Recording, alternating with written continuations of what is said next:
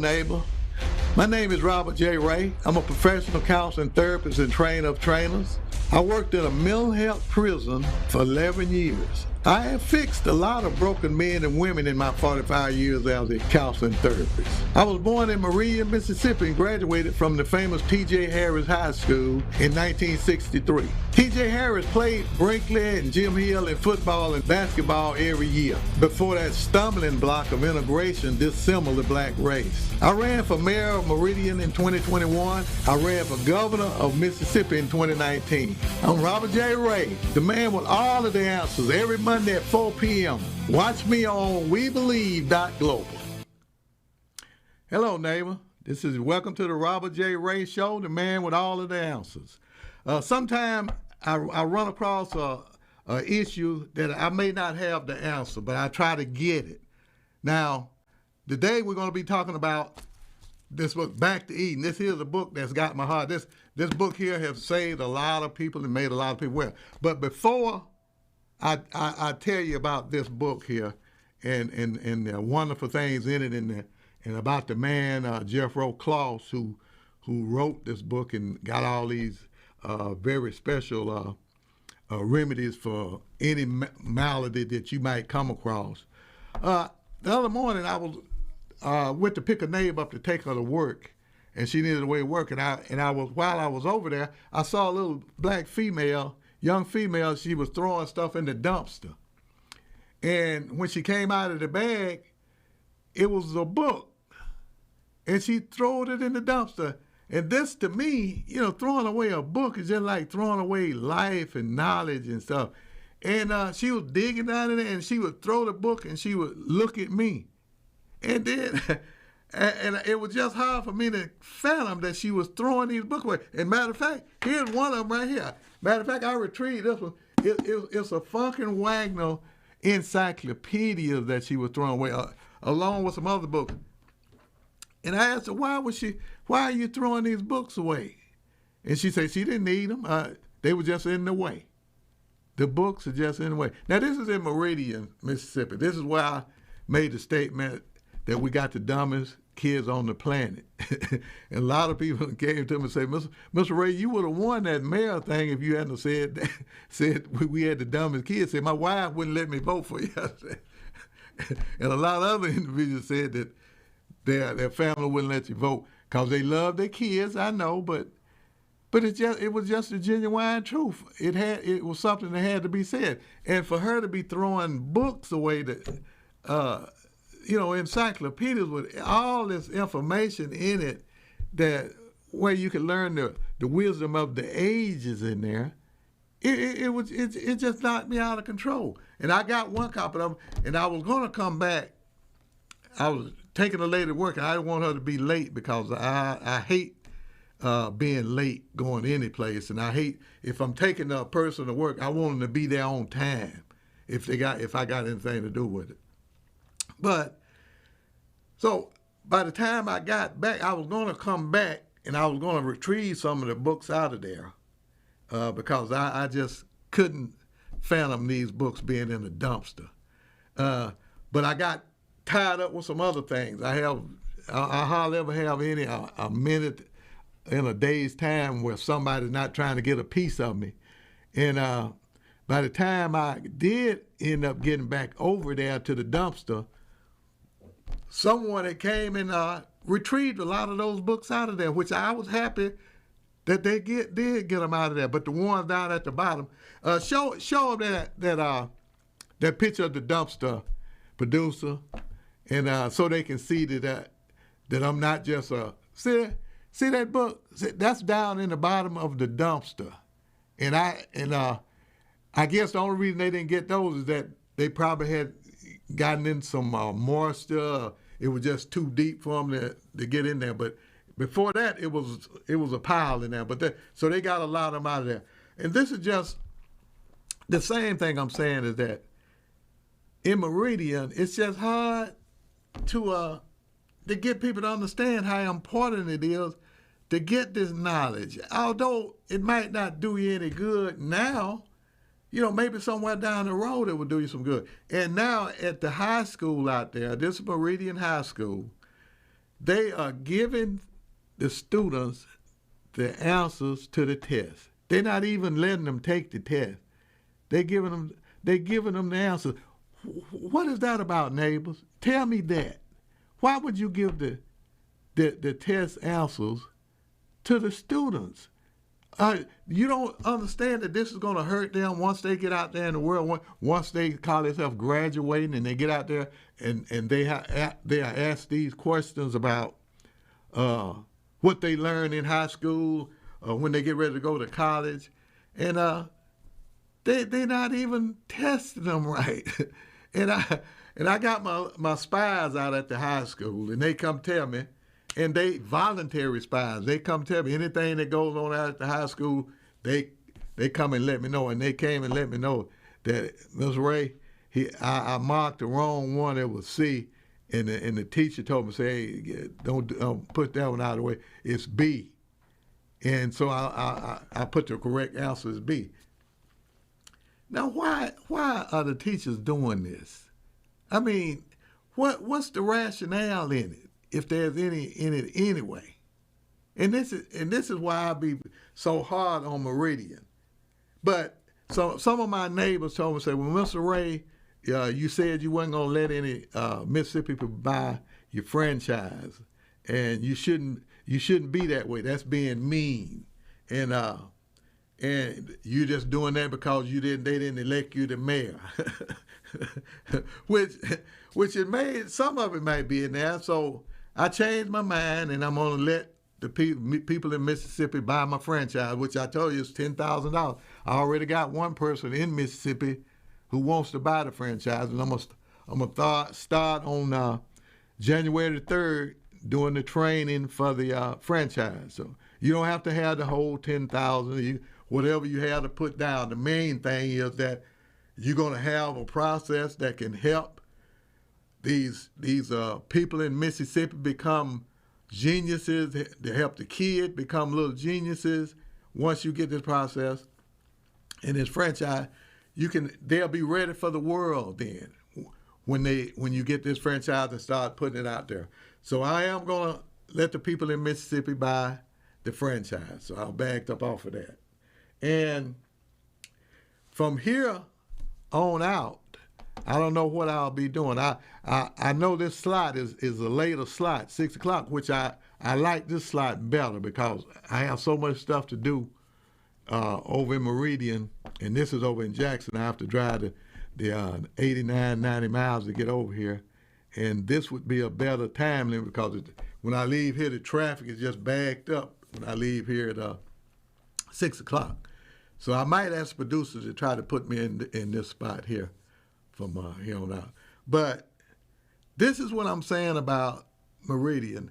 Outside of Meridian, I think Yazoo has the dumbest kids on the planet because of what I've heard about Yazoo, and this came from a adult male down there, worked down there, and he said it's real bad down at the Yazoo schools. Say they just pass them on. So they can make straight F's all the way through the year, and they pass them on into the next class. And this is why Mississippi, I guess this is why it's got the title of being the dumbest state in the union. But I'm going to change that. Once I get some of my franchisees out there and they start getting this process, we're going to change it. We're going to take Mississippi from off the bottom. We're going off the top list of being the dumbest. We're going to have them to being the smartest kids once I get finished with them, once I get finished training my franchisees. Now, we're going to be talking about something that's got my heart, and I get all my wisdom to train, to make people well. This is Back to Eden. Put my Back to Eden back up there, producer, so that they can see it. You see that book? That's Back to Eden, a classic guide to herbal remedies. This is when I started back in the 80s. I started reading this book first back in the 70s. And I started looking at it, and since I was already a counselor and a therapist and trainer therapist, we always said that getting people off of their addictions, you have to deal with their health issues also. Because if you don't deal with the health issues, the things that they eat and the things that they drink would drive them back to their addiction, to their drug of choice. And that's exactly what happens when you're dealing with people that's sick and got mental conditions and stuff. If you don't deal with their health issues, then you're really not going to have much fortune in getting them off of whatever addiction that they're on. And this book has been so much help to me. Now, the book that was a classic was the #1 book they put out, and you see how frayed it is and how they used it up. But this book here has saved a lot of people and got a lot of people healed and so probably saved a lot of people's lives. So I just wanted you to see that, hey, it ain't just been sitting on the shelf. It has really been getting people healed and dealing with people's diseases, and they didn't have no idea how they were going to deal with their disease until they met me, and I started using the remedies and the herbal remedies in Back to Eden by Jethro Claus. And it's amazing how I had bought the book, but one day I said, I would sure like to talk to some of the Clauses out there. And I called the number, and this little lady, she had such a gentle, sweet voice, and just calling out of the blue, she didn't really have to talk to me. She said, well, hey, just read the book and do what it said. But I called her up, and here's what she looked like when she was 23. Will you put Miss Claus up there? Yeah, now that's what she was. She was 23 years old then. Look how beautiful and smooth her face was, and look how healthy that she looked, and how confident that she looked then. That is Jethro Claus's daughter. That was his first daughter. She's the one that's carrying on his legacy. Now, give me that next picture up there with her. That's when she's 80 years old. She's 80 years old, and that was her father, Jethro Claus. He did so much service. And when I tell you some of the things he did in the book, you're gonna see why I'm so really sold on Jethro Claus and his family legacy. Now, she talked to me, and this was back in probably the 80s, and I called her, and we talked for about 45 or 50 minutes, and she was just so open and just so gentle. And we talked, and I told her that I was a counselor, and that I was a alcohol and drug counselor and trainer of counselors, and that I used their book, Jethro Claus's book. And I said, did they have any problem with me using their book, Back to Eden, in my process, in my training, in my organism chapter 4? And she was so receptive. She said, no, use any part of it. And she gave me permission to use any part of Back to Eden book that I needed to use. Just don't print a copy and say it's mine, which I wouldn't do that anyway. That's plagiarizing and stuff. But she gave me permission to use everything in this book, and I've been using it for years and years to get people healed and to get people into a healthy state of thinking and a healthy state of being. And it was just so magnanimous of her to let me do that, because she didn't really have to do that. But she knew that when I used this book, it was gonna help a lot of people. It was gonna save a lot of people's lives, and that's what her daddy had been doing since the early 1900s, is saving people's lives, getting them well. Some of the things that he done, when I read to you about him, what he done, you're not gonna believe it, but it's been proven that he did do these things that he said he done. So I'm gonna start by reading what Miss Promise Claus said, and this is how she said it: a personal message to the reader. That's us who's going to be reading the Back to Eden book. Okay, but before I get started on it, I want you to,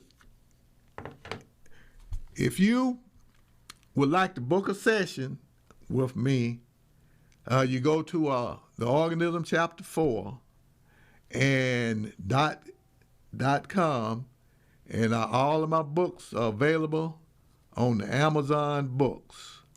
So we will be right back. I'm going to take this break here, and then we'll be right back, and then I'm going to get into the Jethro Claus's, his family legacy, and back to Eden. And you're going to just be amazed at what he was doing back in the 1900s. We'll be right back after the break. The Black American race is the only race in the USA who do not have connate rational minds to pass down to their offspring, which means the black baby boys being born today will not have their precious gem to compete with all the other races for their piece of the American dream. Why is it that other races can enter the USA with little or nothing and in a few years have more than the black race? The reason: no rational mind. You have to have a rational mind to operate a business and make it pay. The Black and White Race Rationale by Robert J. Ray. Available on Amazon. Get your copy today. Welcome back, neighbor. All right, I said I was going to start out with what Promise Claus said about her dad. She said, my father, Jethro Claus, if he were living now, I'm sure he would still be updated and improving and adding valuable new health information to his beloved lifelong project, Back to Eden, which we are now reissuing this newly updated format. This is the new one. It's larger, it's bigger than the old classic was. So they put some up-to-date stuff. She says, I know he would continue to incorporate new material from the subjects in his range of interests, including herbs, natural remedies, nutrition, and helpful cooking, home health care, and the latest medical information.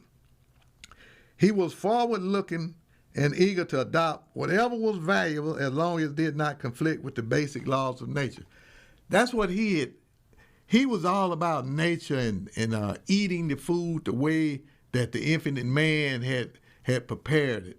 You see so many doctors, they have these prescription drugs and stuff, and I guess it has its place in society, but how can you improve on what the infinite man God put out there?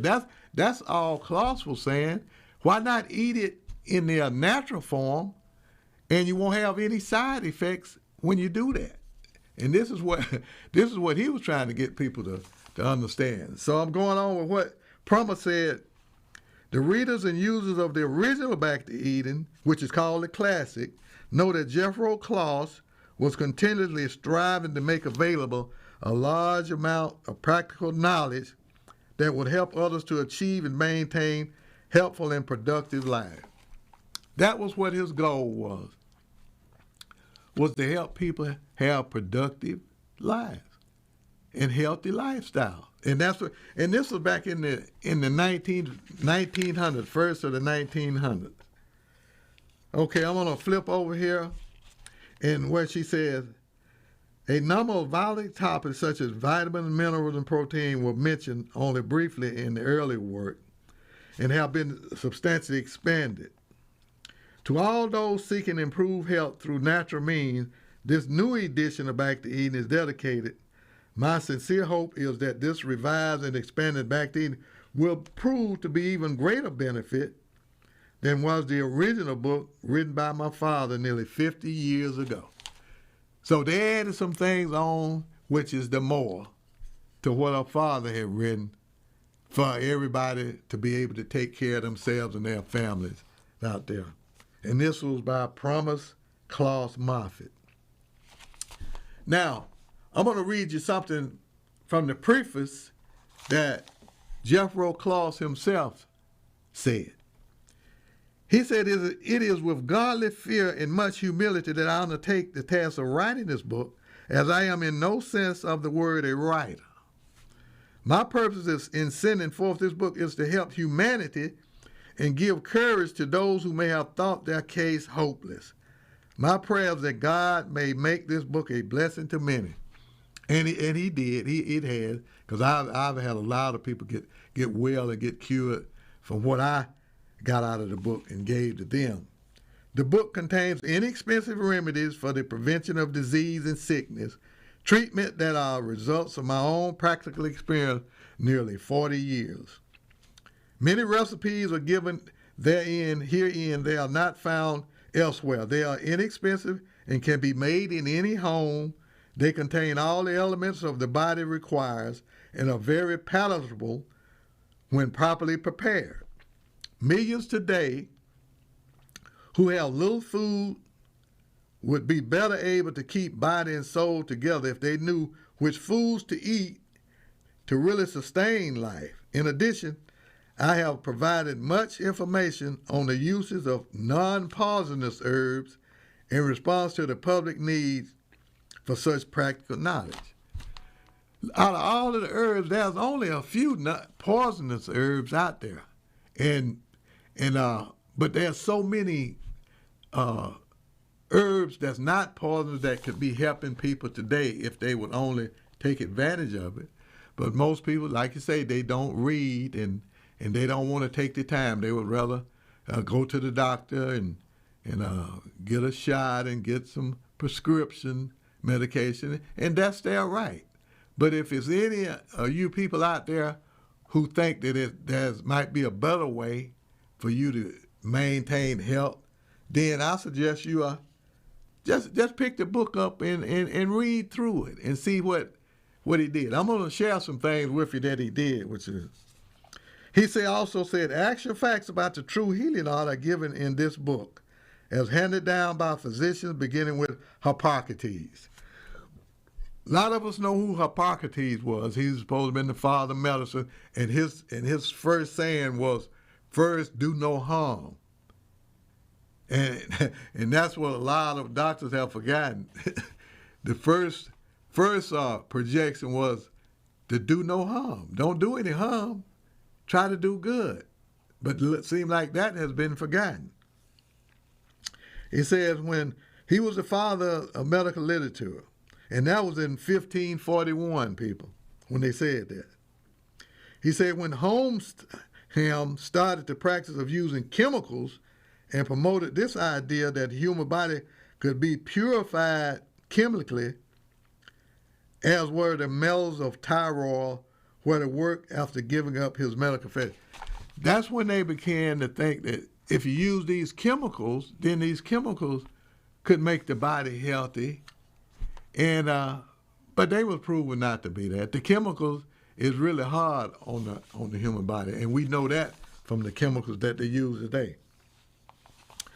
Jethro Claus goes on to say, I wish to bring to notice of the general public the untold blessings that our Heavenly Father has provided for all the world, and it can be truly said, my people are destroyed for lack of knowledge. A lack of knowledge based on truth is accountable for much of the untold suffering, misery of humanity.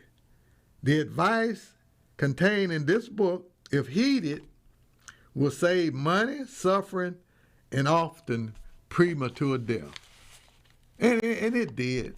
And like I'm gonna share some things with you that people live much longer than they would have lived. He said, from practical experience, I explain how to be healthy mentally and physically. No matter how many germs get into the body, if the bloodstream is clean and the blood corpuscles are in a healthy condition, you will be safe. But everyone comes in contact with many kinds of germs, but these organisms will not harm you or cause sickness and death unless they have a place to which to propagate themselves. That is, if these germs get in your body and make a home there and are able to propagate, they'll cause a sickness and then eventually death. That's why I take so much vitamin C. I mean, people say, why you take so much vitamin C?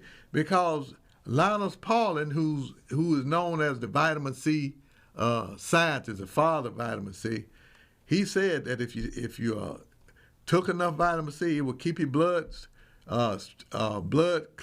stream clean, and pure, and if your blood is clean, can't any kind of disease set up. And I found that to be the genuine truth, that I take so much vitamin C to keep my bloodstream clean at all times, and don't any disease have time to set up. And only in filthy blood can a disease like cancer set up in there and start thriving in your body. You have to have filthy blood in order for that to happen. Now it says, many who violate the laws of health are ignorant of the relations of the laws of living, eating, drinking, and working to their health. Until they have some kind of sickness or illness, they do not realize that their condition is caused by violating the laws of nature and health. That's what he said. Until people come down sick, they don't think too much about health and how they're living, and if this is causing their malady, and if they change the way that they live, would they fare better? He says that if then they would resort to simple means and follow the basic laws of health that they have been neglecting, nature's remedies, herbs, and so forth, nature would restore the body to its original health.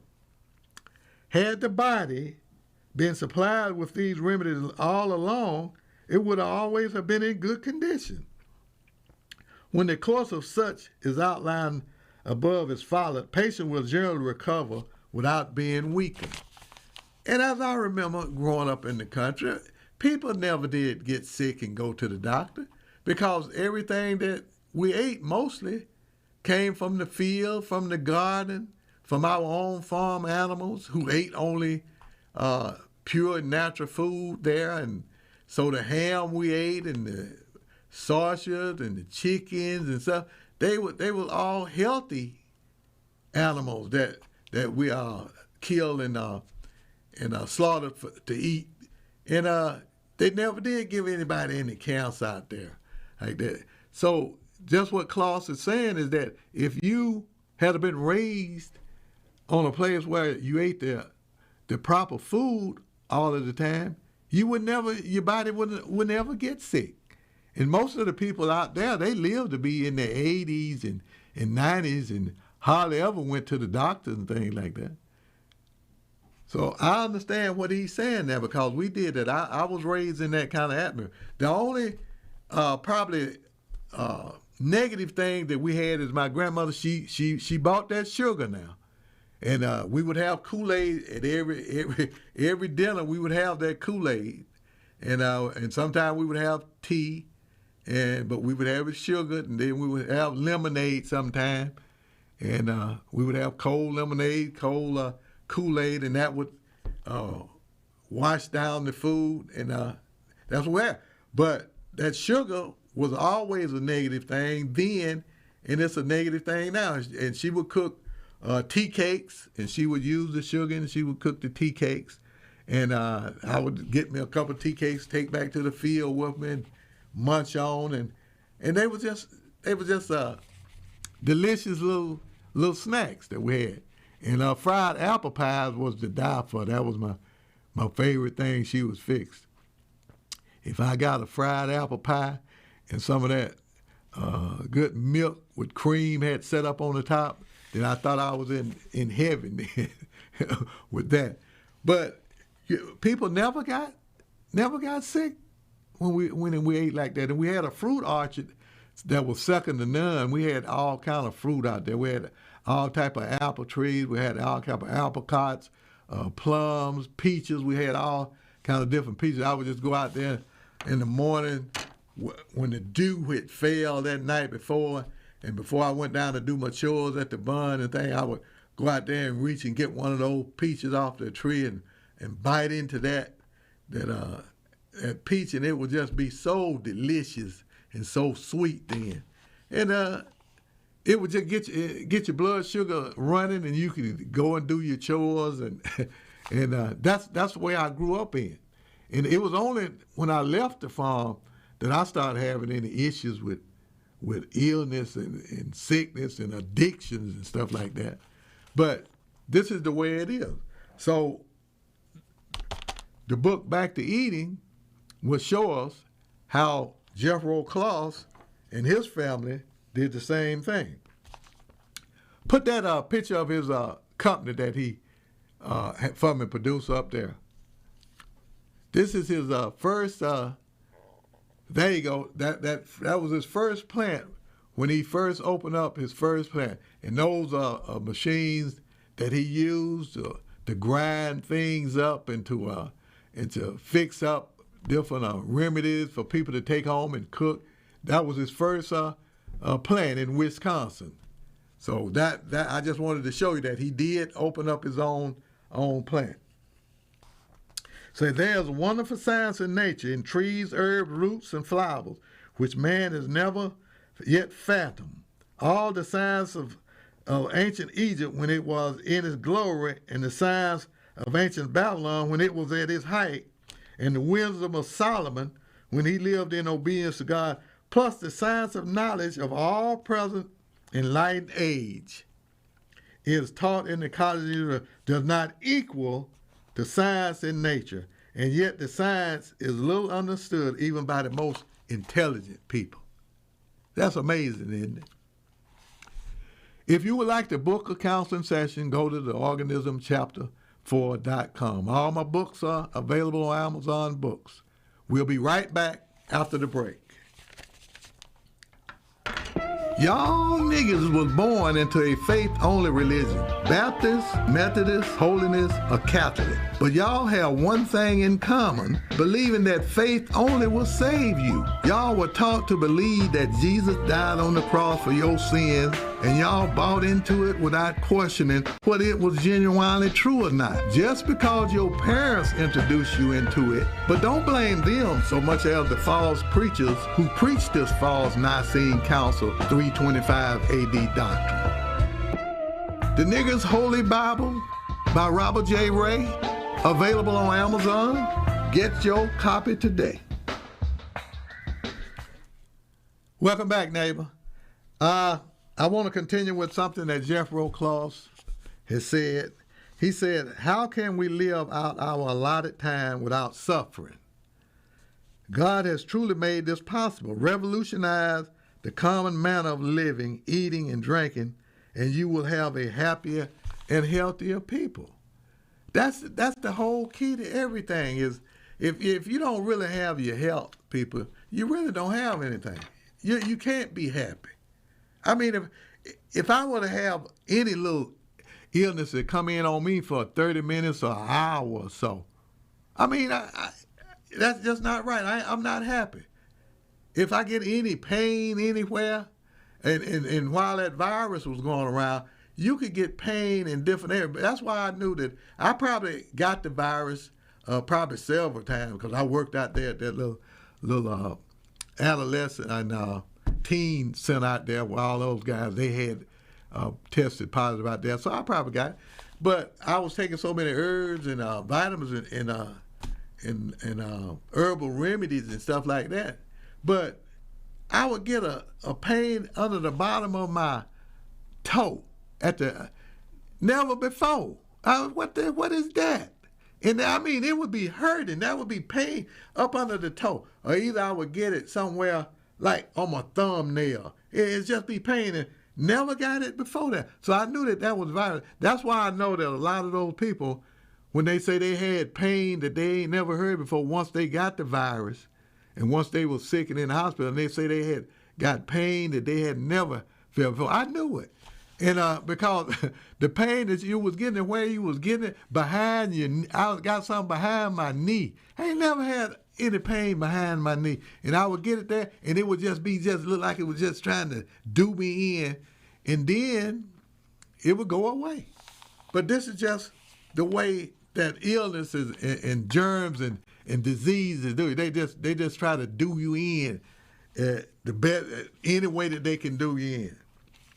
Okay, Claus said the fundamental principle of true healing consists of a return to natural habits of living.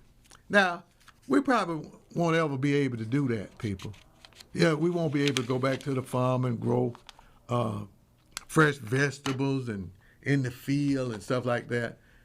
because of the pollution that's in the air and in the water. All of these polluted areas, all in the atmosphere. You never be able to, but you can only do the best that you can do. That's why I eat at the Whole Food store. I go over there, and they got organic stuff that they say that's guaranteed to be organic. And see, all of that is the edge. That's all you giving yourself. Is that when I take all of these vitamins and herbs and stuff, it's no guarantee that I'm gonna live to be 100 and that. But I do want to be healthy as I go through life. I want to be able to do the same things I'm doing at 75. I want to be able to do that at 85. The same thing. I want to be able to have my teeth and be able to eat. I want to be able to do the same. And these herbs and vitamins, that it gives me the edge. And one reason that I was so pulled across, and me and Promise talked about, is like Jethro Claus. He died on June 8, 1946, and that's when I was born. I was coming into the world, and Jethro Claus was going out of the world. And we thought that was amazing, that I would get hooked up with Claus. And that's how I got kind of an affinity for him. I kind of say like I was going to pick up the gauntlet and use what he had written and for the people in this world to carry on in a little way what he had came up with and what he had done. And that's what I've been doing for the last, I guess, 30, 40 years, is curing people and keeping them healthy and giving them all this information that I could give them in Claus's book. Now, this is the poem that he written. I have to give you this poem. This is Jethro Claus. He lived from 1863 to 1946. He said, "Who is she that goeth forth as the morning, fair as the moon, clear as the sun, and with banner floating above her?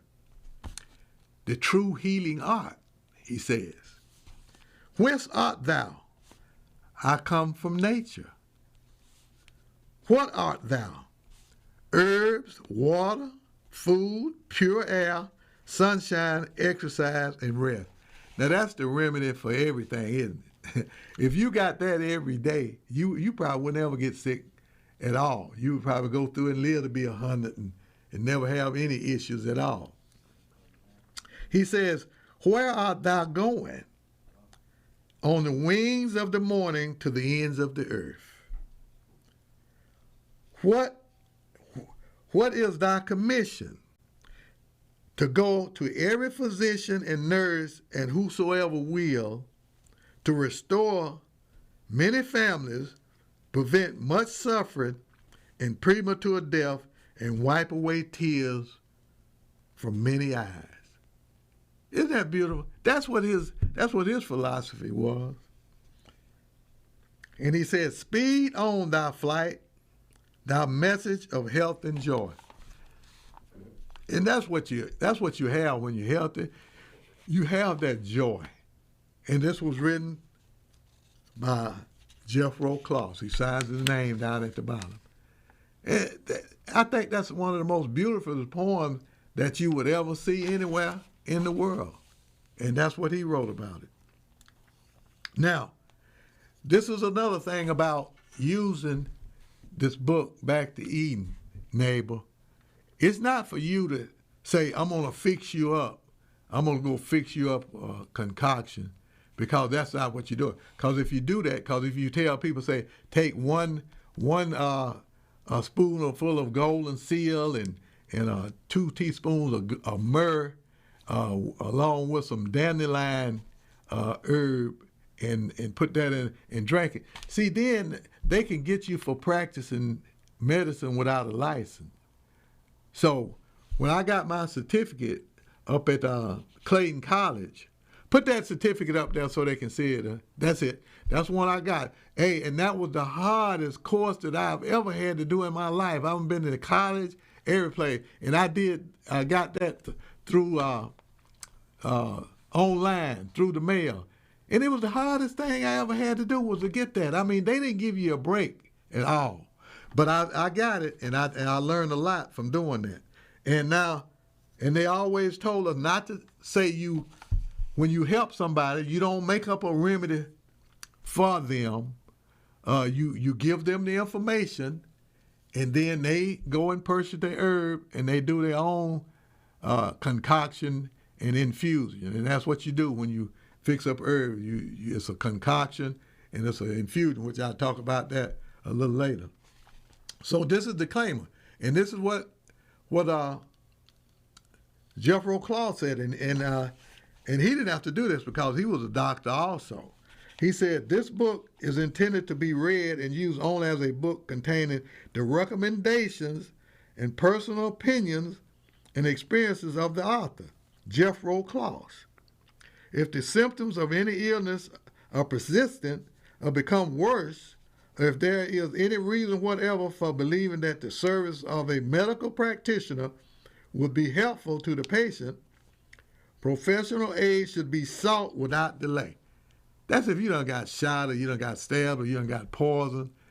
You may want to hurry up to the emergency room. Use your common sense. But he's saying, no responsibility is assumed on the part of the author, publisher, and distributor of this book if you choose to use the information contained therein to treat yourself or others. It's just to avoid any type of litigation, whereas doctors who can't cure people, when they see somebody else doing it, they get jealous and they get angry, and then they want to bring you up on charges. But the way that I've cured people and got people healthy is I give them the information. And I tell them where they can maybe go purchase the herbs from. And then they can go and when they purchase the herb, usually they can get the information on how to use it. The main thing is that they purchase the herb that they need for their malady and then and their illness, and then they can go from there. So this is what we do. He had a daughter, Promise, and I'm just going to name a few of his other people in the book, if I can find the pictures where they are. Okay. His father was Wilhelm, and then he had another daughter, was called Amy and Naomi. And they married, and they are carrying on his legacy here. And if you ever get a chance to try to get in touch with the Clauses, they're a beautiful, beautiful family. As I learned from talking to Miss Promise Claus, she's such a receptive and gentle person, and spoke with such gentleness, and didn't seem to have any. Say she hadn't really had any illness throughout her life, and when she was 80, and I don't know if she's still living now, but at 80 she was still healthy. Now I'm going to give some personal experiences from Claus. And first I want to share this with you. He said that when he went out in the world, and left home, a young man, he got off into eating improper food and started drinking a little alcohol and got off into that. And that was how I was kind of pulled to him, because he had got hooked up in that alcohol disease like I had too. But he said that while he was in that condition, that I came across some books written by Mrs. E.G. White, who, though not a physician, was a great medical missionary. In those books I found statements like these: 9 out of every 10 could get well if they would use simple God-given means. Do not eat food robbed of its life-giving elements. Do not eat food that makes you sick. This was an entirely new line of thought to me. Up to that time, I had never heard such things mentioned. And they say anyone desiring any of Mrs. E.G. White's writing on health for living can procure them from the review of the Herald Publishing Association, 55 West Oaks Ridge Drive, Hagerstown, Maryland. So this lady here is what stimulated Jethro Claus to get off into what he got off into. And she probably cured a lot of people. And she didn't have any medical training, so to speak, from a medical college. But it's probably no telling how many people that she kept from dying prematurely, and people that she healed before death could get their hands on them. So just think about that. And if you don't find the knowledge and search out the knowledge, then it will never come to you. Here's what he did. He said, one time there was an epidemic of typhoid fever in the locality where he was living. Most of the people were deathly afraid of it because a great many died. Someone told me of a man who was afflicted with typhoid and had no one to wait on them. The neighbors would come and place food on the porch, but they wouldn't go inside. See, he went to see the family, and he approached the house. He met the doctor coming out, and he asked the doctor, could he see if he could do anything for the guy? And the doctor told him, you could do the best you can. So he allowed him to do that. So I'm gonna share with you after this next break what it was. If you would like the book section, go to the Organism Chapter 4.com. All of my books are available on Amazon Books. We will be right back after the break. Senator James Oliver Eastland, he headed up the U.S. Judiciary Department for many years, the highest judiciary committee of the United States of America. He was my guidance, my superior, protector, and mentor. He did show me how the slick communist Jews was coming into Mississippi and corrupting our blacks who were only a few generations past being ignorant slaves. Slaves whom had been long supported with home, food, and upkeep until a war released them from so-called slavery into poverty, homelessness, and without assistance. We grew up together. Killer Killing by Larry Ellis. Available on Amazon. Get your copy today. All right, David, welcome back. I was just about getting ready to tell you how Jethro Claus would go in and fix an individual up. This is what he would do. He was a real healer. He said that he found the man in a very critical condition with typhoid. He was hemorrhaging from the bowels and was in severe pain, with ulcers in his mouth and doubtlessly throughout the entire digestive tract. He was very low. From all appearances, there was no hope for him. But I obtained a cot, put it in his room, and began to treat the man with simple remedies that I had found in the book of Mrs. E.G. White. I stopped all the poisonous drugs and gave him plenty of water and fruit juices and used other simple means such as hot and cold fermentation, which proved a great means of allaying his pain. He said in about 6 weeks, the man was up and around. When he asked him how much he owed it, I told him he owed me nothing, as I myself had been lingering for years with no hope of ever being well again, and I was glad and happy to be able to do something for him. You know, it just seems like people that heal people, and I was the same way. When I would heal people and get people well and get them back into a healthy state, they would ask me what I owed. And I would tell them, you don't owe me anything. You don't owe me nothing. Because it was the infinite man healing them through me. So it wasn't anything. But so many of them sent me a check in the mail anyway. They did. That's the way people do when they appreciate things. So this guy sent Jethro Claus $75. Say this was the beginning of my medical missionary work, as I have never before done anything for sick for the sick. I was so pleased and happy that I had been successful in doing something for someone that I continued nursing, having the same good results. A nurse for several doctors who were surprised that one living that had no medical training of any kind could get such results. Yeah, it ain't the fact that you done been through medical school and you learned how to be a doctor and got your bedside manners and stuff like that. It doesn't mean that you're going to really do good in the field of healing people, because all of the doctors learn the same thing. And any of them hardly ever learn anything about any natural remedies and stuff. It's all prescription drugs and the scalpel and cutting on you, cutting it out. Your gallbladder messed up, you cut it out. And this is how most doctors are trained today. Okay, let's go over and see what he did for another individual. And,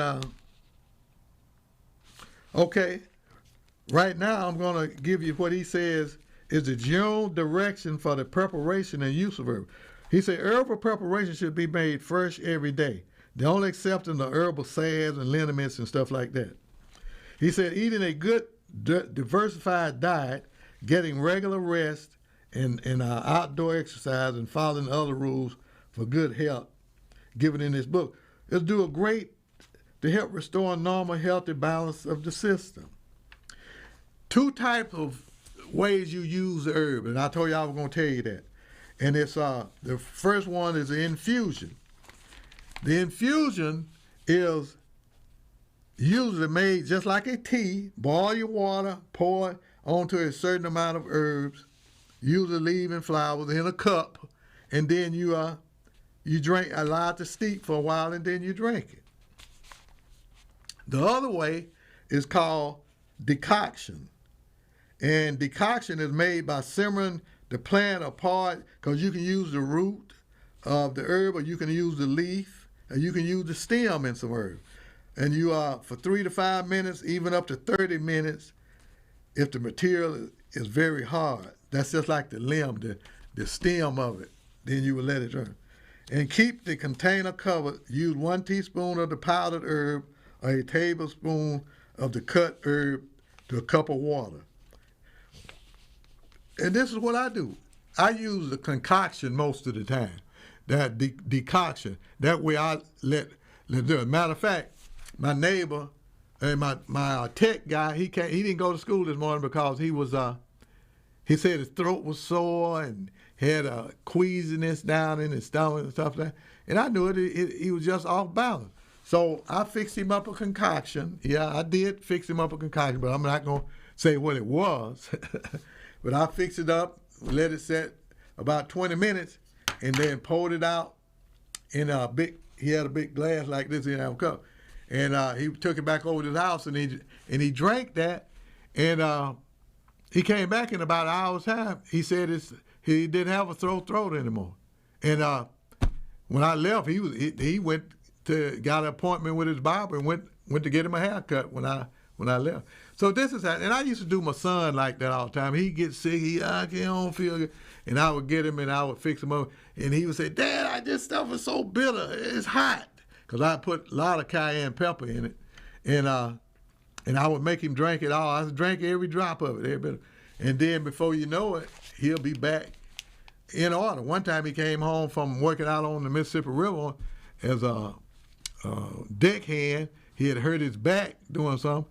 And they was expecting him to come back in a week or so. And I made him up a poultice and put that poultice on. He slept on the poultice. And he was ready to go back to work the next day. These remedies do work, people. I mean, you just have to take your time to do them. Now, my regimen is, hey, put my herbs up there and vitamins that I use. You see, that's just a few of them there. And over on the left, you see what I use with my blender, the soy lecithin and the protein powder and stuff, and then my vitamin C and all those other. You might think those are a lot of herbs, but all of those are herbs that does specific things for certain parts of the body. I got the liver, the kidney, and I got the calcium, the strong bones and stuff like this. And so this is part of my regimen today. Some of them I take every day. The superfood sitting in there, you'll see that. That's what I use for breakfast every morning. I take 10 of those out of there every morning. Dr. Schultz said to take, he recommended to take 15 at a time. And you could, but it'll get to be a little more expensive. And so that's my regimen for my. That's what keeps me healthy and keeps me moving. Show my workout stuff, producer. Oh, that's my Bowflex. I bought that Bowflex back in 1999, and I've been working on it ever since then. And I guess it might last me another 20 years, just according. But that's where I use. And then show that next footage. Okay, that watch there is my neighbor. It's the Apple Watch, and that watch can tell you just how healthy your heart is, your blood oxygen level, and it tells you your bone density. The last time he checked my bone density, they said my bone density was that of a 40-year-old individual. Can you imagine that? 75 and have a bone density of a 40-year-old person? But see, I've been using this stuff for years and years. And that keeps me well and keeps me healthy and keeps me happy all the time. And that's what it is. And I kept my mother alive with these herbs and stuff for 20 years. It took show my mother's medical history there. That is. You see how thick that is? That's 20 years of her going to the doctors and getting treatment for cancer. The first time she went to the doctor was for a lump in her breast, and the doctor told her it was a cyst, that it wasn't anything to worry about. A year later, she had it checked again, and it was cancer. Now I was really angry about that. If I would have knew that was cancer, then we could have got right on it, and we probably could have got the whole thing out. But since it had gone so far, she had to have a mastectomy, and then after that, then I took over, and I kept her alive with cancer for 20 years. It took 4 cancers to kill my mother. First, she had the breast cancer. I cured her of that, healed her of that. Then she had lung cancer, and then I kept her alive with that. And then she come down with liver cancer, and then at the end she came down with bone cancer. And but I kept her alive. She never was bedridden, so to speak, until the last I'd say 6 months when she got on the hospice care. She came and she asked me. She said, Robert, do you mind if I stop using any herbs and stuff? Because I don't think Jesus is going to let me make it this time. Because she had a spell. And so I said, no. I say you've done well. I say you've been doing this for over 20 years. You took everything I brought to you, and you took it, and you've done well with it, and it's kept you alive. And so the last 6 months she was just under the hospice care, and it was such a beautiful death when time came. Her sister was there. Her sister was there, her only sister, and my brother. We was over there that Saturday morning, and she died. She died that Saturday morning, and I had told him, I say, I hope we have time to sit there until the angels come to be with her until she's resurrected. And just so happened that morning it was a thunderstorm, and the undertaker that was going to take care of the body, it took him about 2 hours to get there. And in that time, we was able to be there when the angels came to stay with her until he was going to be resurrected by the infinite man Jesus, because he the only one does the resurrect. But the angels sit there so can't any evil spirits come around you and torture you. And sure enough, about 90 minutes, I was sitting at the head, and my brother was down at the feet, and he was filming it. And that fragrant odor that comes when angels come, they smelt it. We smelt that odor. And that, I don't know if anybody ever experienced that, But I told them that it would happen. And it did happen just the way that I said it. After about 90 minutes, close to an hour, a real sweet fragrance just appeared. And they say, well, where did that come from? I say, you just experienced something that so many people will never get to experience. The angels here, one is at her head and one is at her feet now. And we got a chance to smell that fragrance because all angels come to you and they bring a fragrance with them. Whereas evil spirits, when they come, they bring a filthy, nauseating fragrance with them. And we was able to do that, and we experienced that beautiful death of Vetis at that time. And I hope that I could be able to do that. But now if you die, they be trying to get you out of there quick down to the morgue and get you embalmed as quick as they possibly can and get you into cremation or get you in the ground as quick as possible. But if I can, I'm gonna try to have that same issue. Now, everybody can still get your franchise. You're gonna be able to do it. I'm gonna start on the 3rd of January with the franchises. And it has been neat. I don't know. The next session that I do might be a hiatus, but I'll be back. That's all I got to share with you. I'm anxious to move on. Hello, neighbor. My name is Robert J. Ray. I'm a professional counseling therapist and trainer of trainers.